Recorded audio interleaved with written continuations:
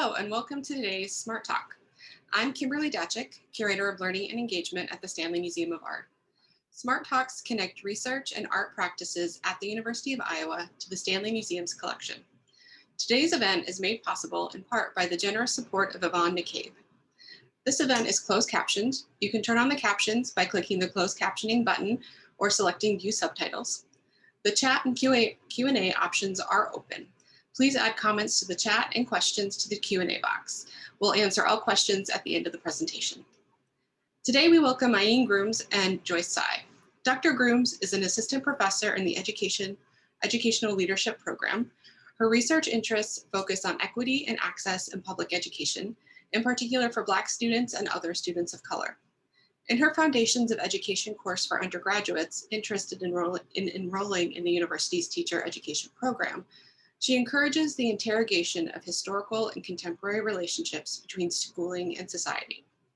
Dr. Joyce Tsai, Chief Curator at the Stanley and Associate Professor of Practice in the School of Art and Art History, joins Dr. Grooms to discuss how they have used museum visits to introduce Foundation students to the history of the University of Iowa.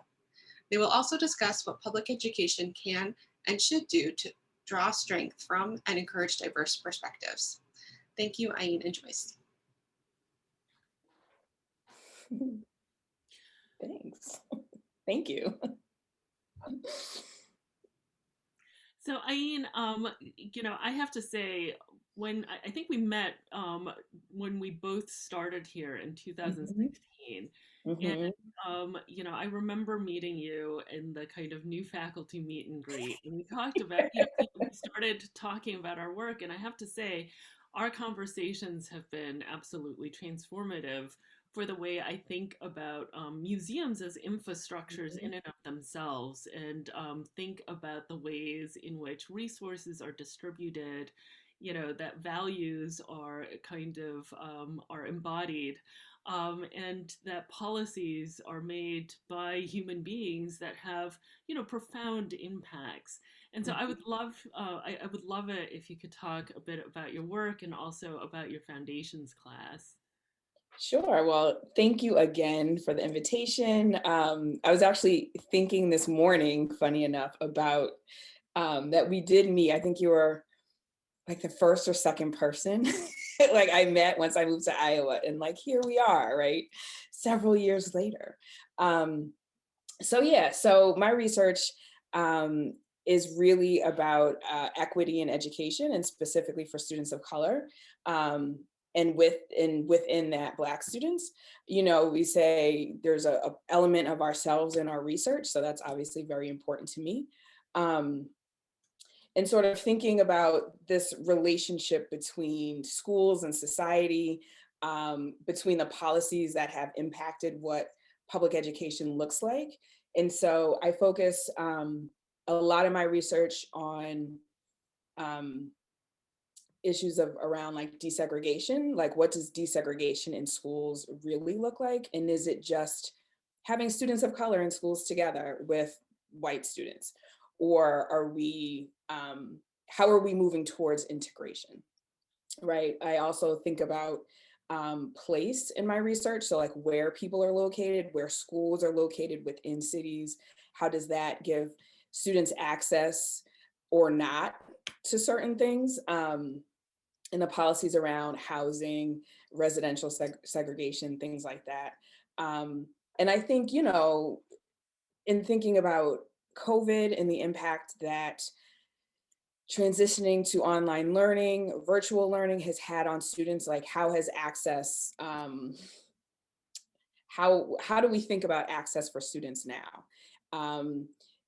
In terms of everything from non-academic supports. So a lot of students rely on schools for, meal programs, health programs, mental health, physical health, things like that. And then we also have, significant populations of students with disabilities. So how are they getting their needs met through virtual learning? So again, I think COVID has sort of heightened all of the questions I have about why schools are the way that they are and how we got to this point. And I think for a lot of people, COVID has caused us to not even rethink, because I imagine we've all been thinking about it, but maybe focus even more on addressing these inequalities and disparities in public education. Um, so in thinking about my foundations class, it's Foundations of Education, but I always call it Foundations. Um, that is a class for students who are interested in becoming teachers. So most of my students are freshmen and sophomores. Um, I do have some juniors and seniors who have already declared their intent or have been accepted into the program, and then sometimes some graduate students. But the way that I have decided to teach the class is to really help students think about these questions of why. Why are schools the way that they are? I think, and I went through the public school system, and you show up and you do your thing and you go from one class, the bell rings, you go to the next class, the bell rings, and you don't, I mean, I didn't certainly stop and think when I was in 10th grade, like, why? I mean, well, I did think why. Why do I need to take this class?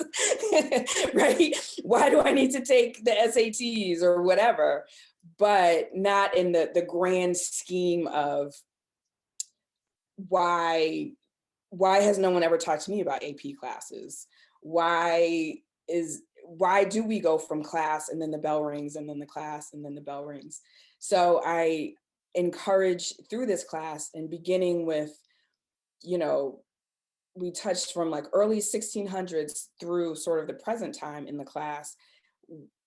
Why has school been structured this way? And we see that schools have been like this for a very long time. So if we want different results, we want more equitable access and different results, then we need to reshape what public education looks like. And while that's a big topic that takes years to happen, I do hope that my students will think about what can they change in their own classrooms? How can they engage with students differently? How can they challenge some of these policies that have been in place for a long time, specifically like discipline, curricular choices? Why do we teach the books that we teach over and over and over again without any challenges to that? So yeah, that's what I hope my students gain from the class. So I try to incorporate a lot of current events. I think, obviously in the past few years, we've a lot has happened that you can tie very easily into sort of a foundations class, or even if it's not the content, it's more sort of modeling how a teacher might bring up a difficult conversation in their class, because students want to talk. They don't always want to just open their books and let's do what the lesson is. If there's a life-changing event happening, how do you engage with your students? Even in elementary school, there are conversations that 8-year-olds are ready to have, and we as adults sometimes don't value that in the way that we should probably. So anyway, so I think giving students the opportunity to think through how they would engage with their students in some of these conversations around events that are happening in our country and in our world, really. So that's the short version. Yeah, and I think one of the things that was so interesting, I still remember when you were planning for the foundations class, a lot of the things that I was trying to do, at the museum in terms of just trying to get a sense of getting a sense of the kind of institutional history and the rationale for why it is the University of Iowa has the collection that it has. It was really striking to, kind of take a look at the presence of art on this campus as being tied very closely with the evolution of education in the United States, and to take a look at the kind of innovations that happened, in the early part of the 20th century here, where people, progressive educators like John Dewey were advocating for the integration of the Mm, arts. As a way for students to get a sense of how what they're learning has a kind of actual material impact, so that getting some sort of training in the arts actually enhances the educational experience, and that these ideas really emerged at a time when, educators were concerned with, preparing modern workers, but also preparing potential participants in a kind of in a in a democracy, Mhm. during a really fraught moment in our nation's history. I mean, this, we're talking about the 20s and the 30s. So it was really interesting to kind of, learn about foundations from your perspective, and also to kind of think about the ways in which this institution built out or decided to build out aspects of of its infrastructure to support the task of educating the teachers of the state. Mhm. So yeah, it was really, it was fascinating to kind of engage with this material from that Mhm. perspective. And I think, it's in thinking, and I appreciate the day that you were like, oh, what we should do something together. And I was like, okay, like I didn't, you know, it wouldn't have crossed my mind to sort of engage with the museum around this particular topic. So I really appreciate. And now it's become part of the class. It's sort of this, it wasn't a one-off. It's now embedded that all of my students um, at least, have some exposure to the museum, and hopefully that continues with stays with them. Um, but all of this to say, I think it's helpful for students to sort of have a really tangible experience. So it's not, Dewey is philosophy and it's centuries ago, right? So for students to be able to sort of see these ideas in person, well, lately virtually, but prior to that, could actually see sort of these ideas reflected in the university itself.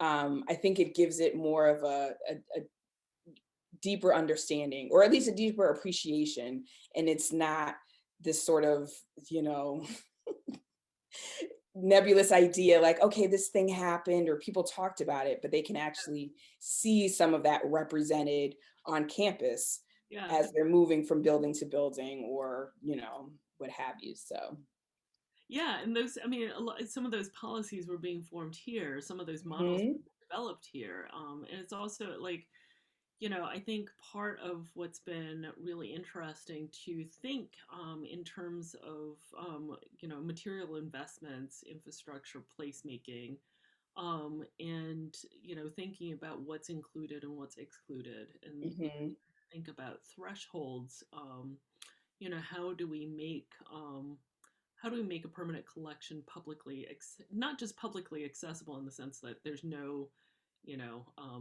there's no admission fee, and therefore it's like, in theory, totally accessible. mhm, I think some of the questions that you have raised in your research is, how do you make it generative? How do you make mhm, it support? How do you make it enhance, mhm, our mhm. living communities? I mean, those are things that I feel like I've learned by, through your research and through your perspective. But Yeah, and I mean, I think, the conversations that you and I just have offline always leave me thinking. And I think especially around this conversation of the public good, and mhm. what does that mean, and what does it mean for education? What does it look like? Um, and then it always goes back to whose public good are we talking about, Yeah, and whose interests are promoted ahead of others in for the public good. Um, and they always say, whatever the budget items are is how you see how things are prioritized. yeah, And actually, to coming back to this, the ways in which we train teachers, right? And sort of having them, how do we help teachers think about what they're going to do, and how do we prepare them? Even if we talk about, we're in this time of accountability and assessment and standardized testing. So what does that mean for non-tested subjects like art and music and drama and, you know, theater and all of these things. And how do we engage, how do we help teachers help students tap into those, you know, not that you can't be creative in algebra and English class and history, you can, but there are other ways of learning and doing, and how do we help boost those, how do we give equal attention to the arts in schools, knowing that it isn't a tested subject. Right. Right, and we're in that, and there's that sort of tension between, there are students that want to do art and thrive and enjoy it and want to be able to touch and dance and paint and think differently, but we don't allow room for that. So back to the public good, back to the, who Right. are we serving and how, what are we funding?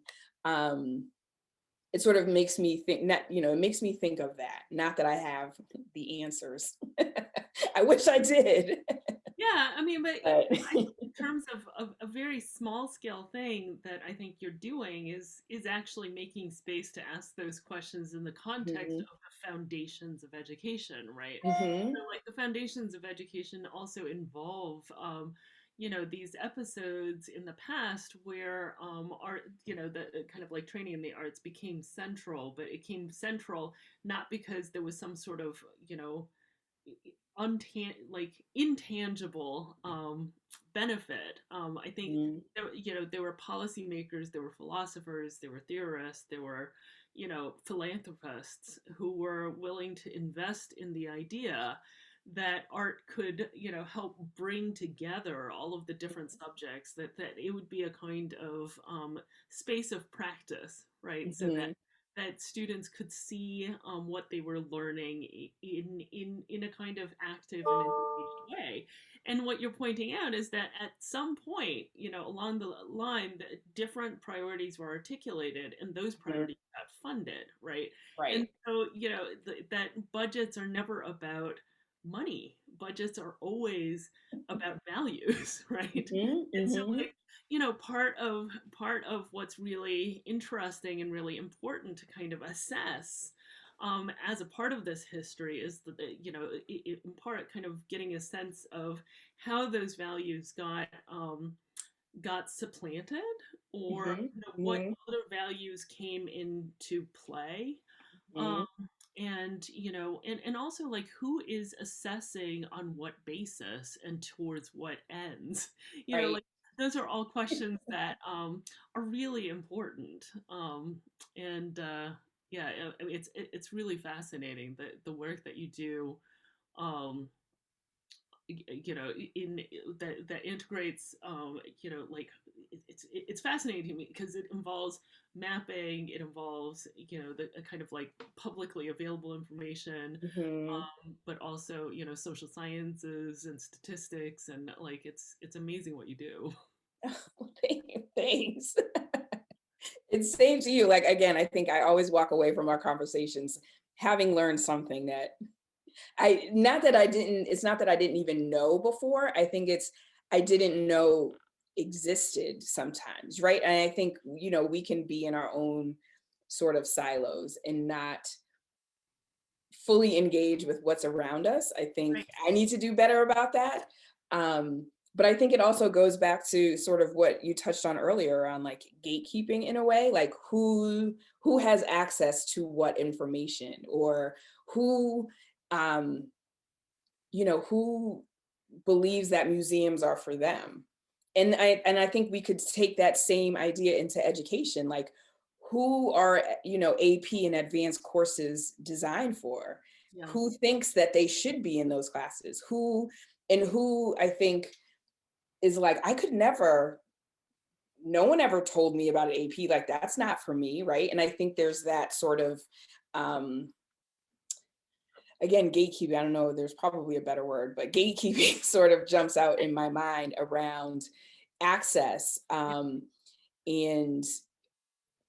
because I think there's the like, of course, anyone's welcome, you know, to take an AP class, but if you don't know that they exist, Right. or you don't know, no one you know, also no one that looks like you Yeah. is in those classes, why would you then do it? And I think, you know, we've had conversations around sort of like with art, like whose art is being centered, and what are those conversations around that, and how do we start to diversify those Right.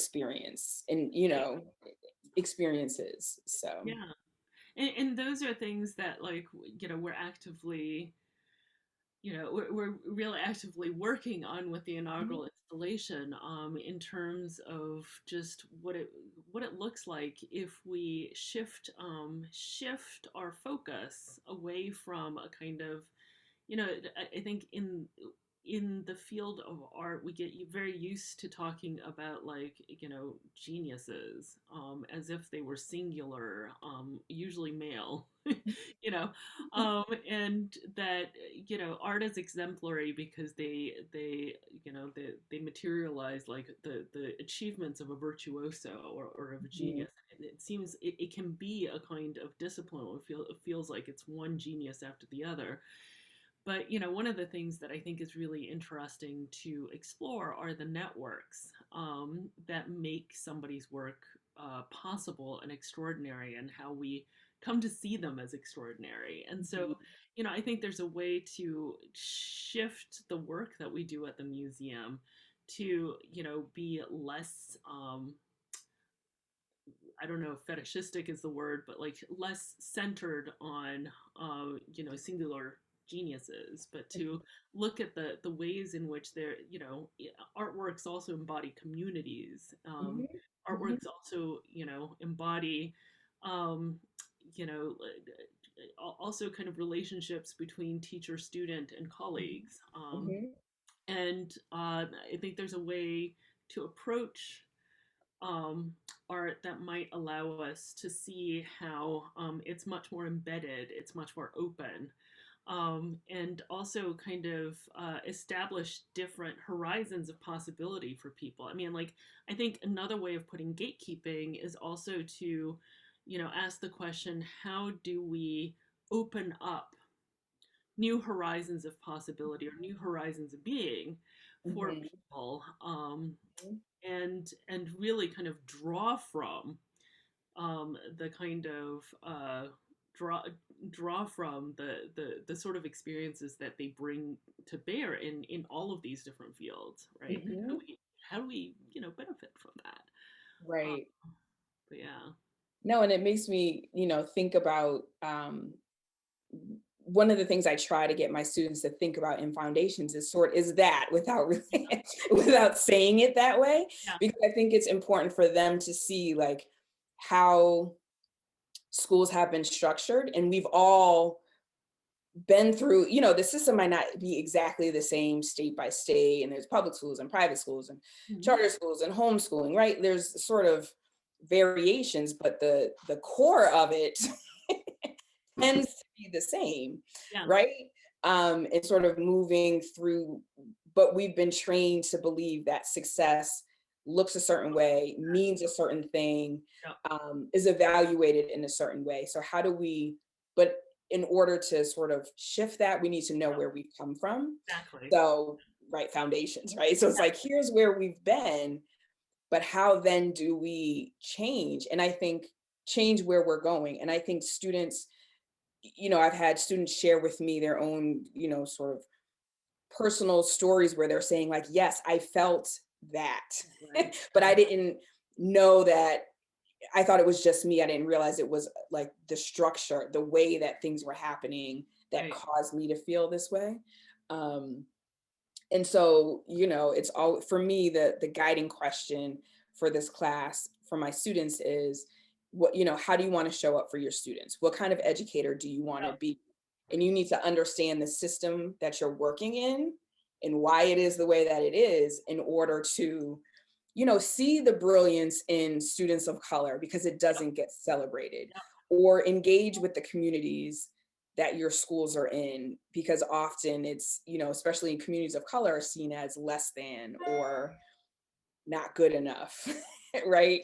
And so again, challenging students to understand where we've been in public education in order to hopefully move the needle Yeah, in the absolutely. future. Where do you, how do So, we build up? Like, every foundation built by human beings can be changed by human mhm. beings, and we have a record of that.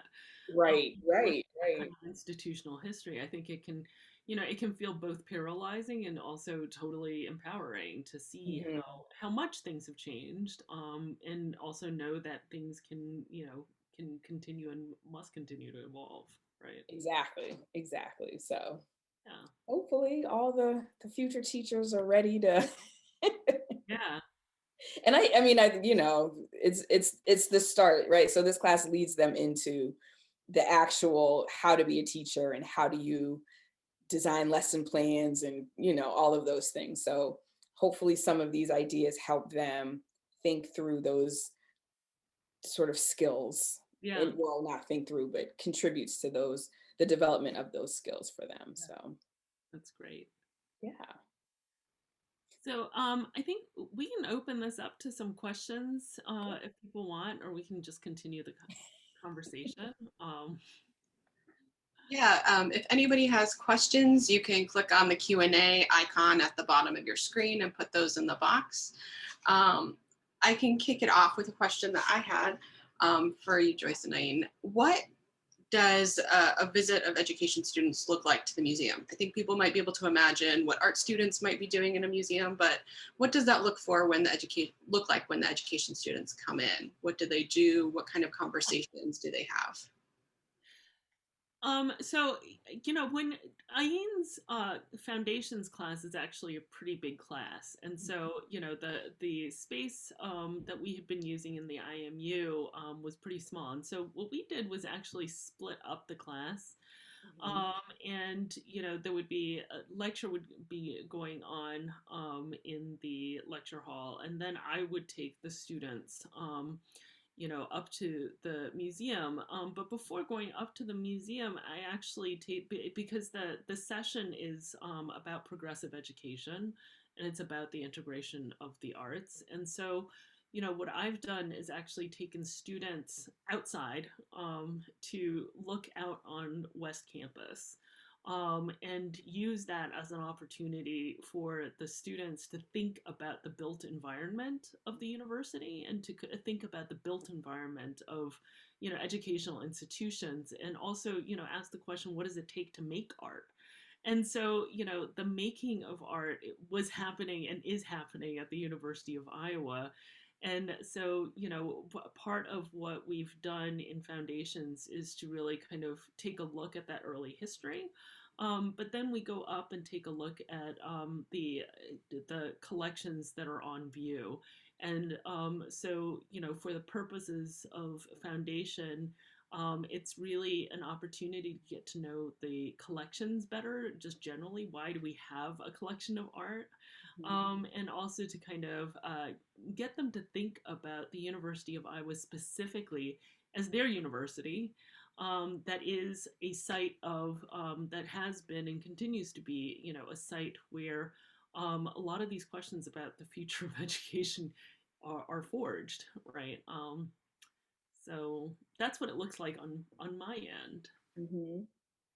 Yeah, and I think, again, going back to getting them to sort of see the things that they read about in the textbook. And again, at this point, we're talking about centuries ago, and it seems very disconnected to your real life if you're just reading about John Dewey in a book and he's like, yeah, hands-on learning. And you're like, okay. But then when you see it, or Yeah. I mean, not see John Dewey, but sort of see how that is manifested on campus and how there is a direct connection for university students here.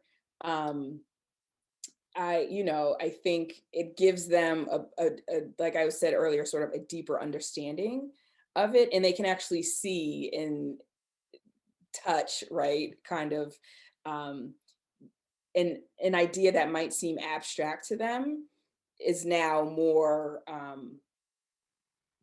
sort of present in a way. So, and then also secretly, I think it just gets them, exposure to the museum. which, can't hurt, right?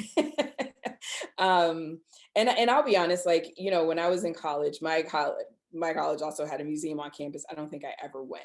And it's not because I didn't know it was there, but I didn't feel connected to it. And professors weren't like, hey, you should go check out the museum. Like, we would get the emails and stuff. Wait, maybe we had email in college. I might have been pre-email then, but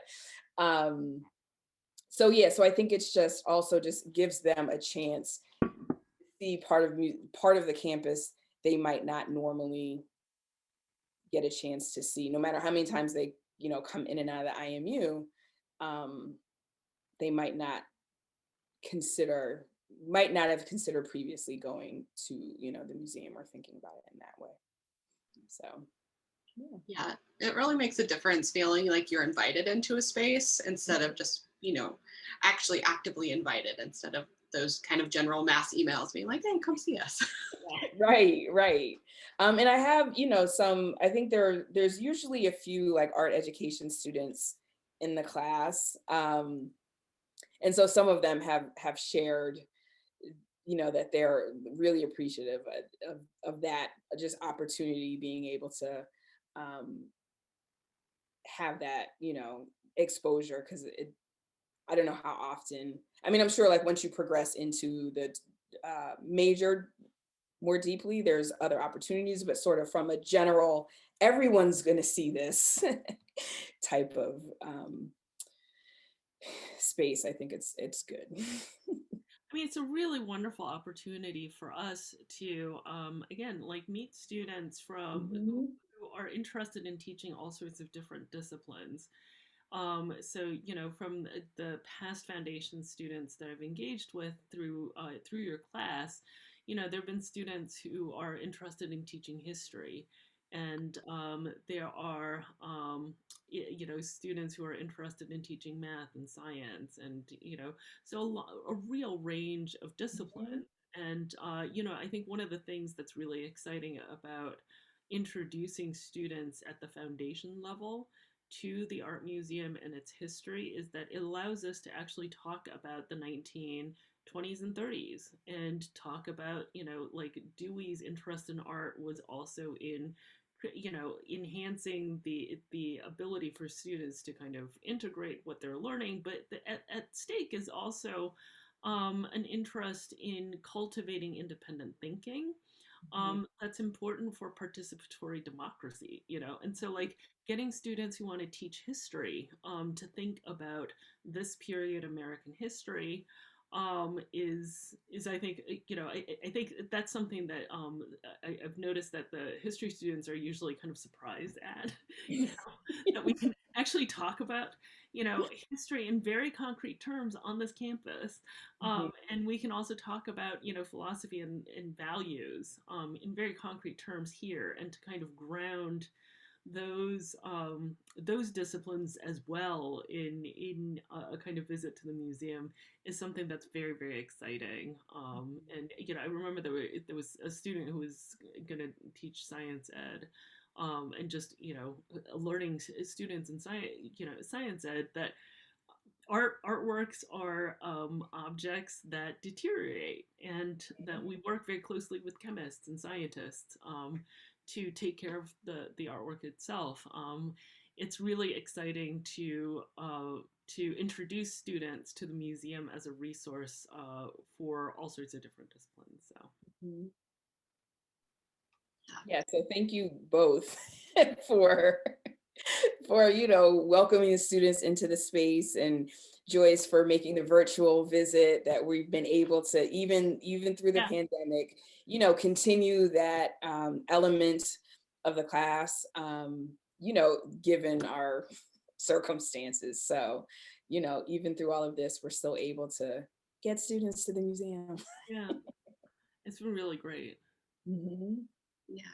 Well, thank you both for your time today and for your conversation. I think it was really interesting, and I learned a lot about the ways that kind of this teacher preparation and thinking really big, asking why is this like this, is really essential to continue at every step of the process when you're just beginning, and then Mhm. after you're kind of entrenched and been teaching to continue asking those questions. So thank you so much for sharing that with us today. Yeah, thank you. Thank you again for the invitation. It was great to see you both. And thank you, Ain, for your amazing work. I really do continually learn from the research that you do. So, Thanks. yeah. Thank you.